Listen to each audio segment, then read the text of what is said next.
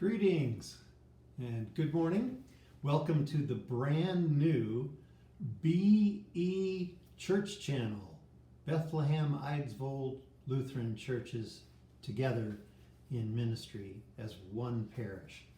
It's Sunday, March the 29th, and last night when I went to bed, there was thunder outside, and I wake this morning to the sound of birds and snow.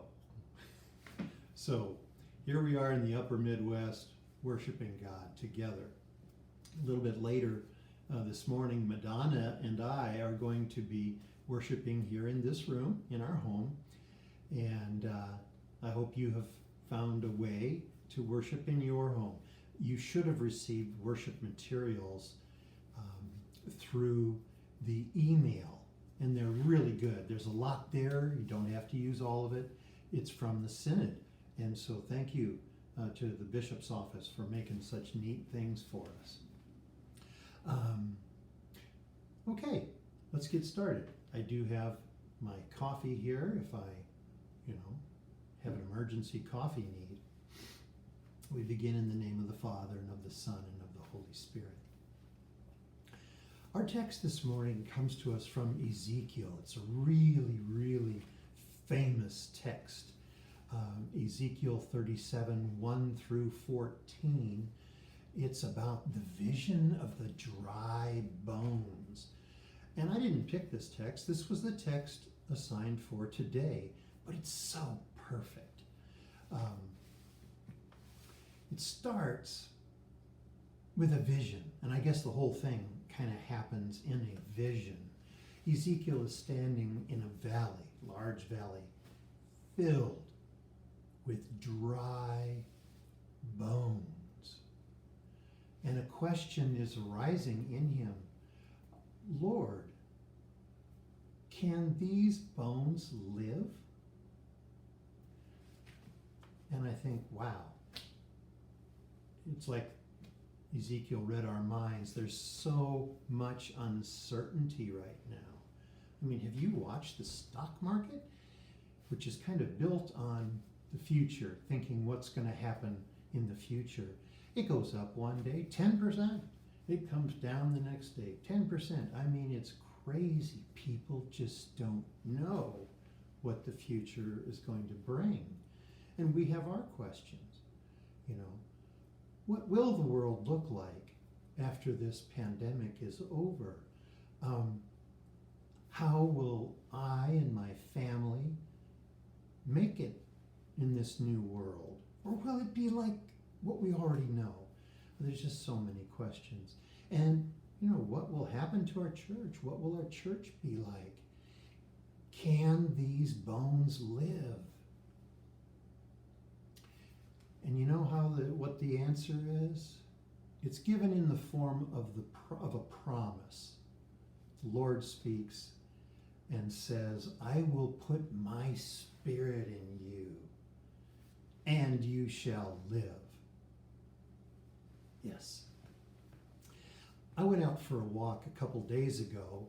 I'm going for about an hour walk every day now. And as I was walking, I was looking to see signs of life. I was looking down at little bits of grass to see if they were starting to grow. I was kind of looking at the branches on the trees to see if they were starting just barely to bud. So I'm walking along, and then I saw it.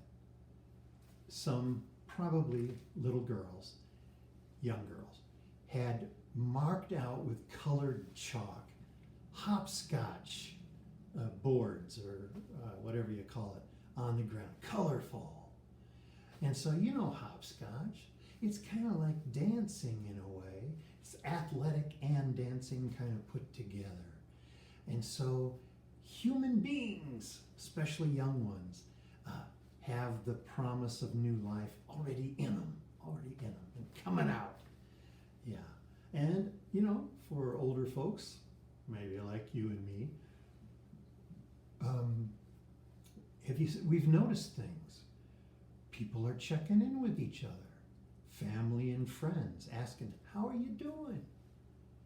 And maybe That's the main point, is just checking in with each other as a way of saying I care. Learning new things. Oh man, whether it's dietary, how do you eat differently when you can't run to the store on the spur of the moment? And technology, that's where I've been this past week. Oh my goodness. The area pastors have a meeting on, computer visual meeting, and I had to learn about Zoom. Do you know about Zoom? I didn't, but now I do. In fact, we've even had some meetings now in the congregation among leaders on Zoom. Kind of like this, you can see each other when you talk. So technology, how to make a website, how to start a channel, how to record and put that recording on our church site. Oh, it's been, but I'm learning. But yeah, I'm learning. So please bear with me as I continue to learn. I've been watching my health. Have you been watching your health? Yeah, I think this is a good time of life to watch that. The question, can these bones live, is answered with a promise from the Lord. I will put my spirit in you, and you shall live. Let's live, folks. Let's live. In the name of the Father, and of the Son, and of the Holy Spirit. I would especially like to thank the Alps, A-L-P, Anne and Laura and Phyllis, who have been walking with me through this technology learning curve. Well, we'll see you soon, like for sure next Sunday. And this week, I'm going to try to post something for the kids every night by 5 o'clock p.m., okay? All right. God bless.